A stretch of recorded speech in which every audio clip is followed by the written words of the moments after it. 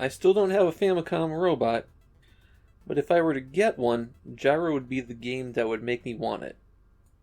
Of the two robot games, Gyro is the one that actually has the foundations of a solid game there. The package came with a gyroscope, a motor to spin it up, and a frame for mounting the second player controller into. The spinning gyro could stay balanced on the frame, pushing one of the buttons. In the game, that would change the position of the red or blue pillars, depending on which button was pressed. So this was actually a game I could play by just manipulating the second player controller myself. The thing is, I ran into some technical problems.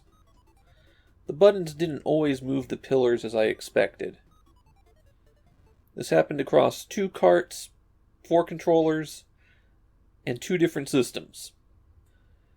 Now I know that I've played Gyromite like this in the past, so I'm not really sure what went wrong here. Some kind of system to break the game if the player doesn't use robot inputs? I don't know. Gyro has 3 modes. The first is just a method of controlling the robot, and I actually think it looks better than the one in block. Game A has the player controlling the professor as he tries to disarm all the dynamite in the lab. If you press start, he faces the camera, and then you press a direction to give the robot a command. There are monsters called Smeeks, who wander back and forth. They get distracted by eating the radishes. The professor can pick up a radish and carry it around with him if he needs to do something to block the Smeek. Game A has 40 stages, and as you go on, there are stages that will require a bit of coordination in how you activate and deactivate the buttons. Game B has the professor sleepwalking, and you have to create a path to get him safely home.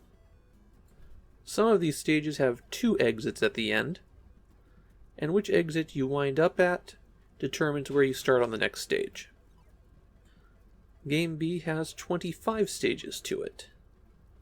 So I was already uncomfortable giving Gyro a deep look since I don't have the robot, but considering that I can't even control it correctly, I'm going to wrap this one up fast. Gyro seems like a neat little game, and I genuinely would like to try it with the robot at some time. I don't see that happening, though. The robot's just too fragile for me to be willing to pay the prices that it commands.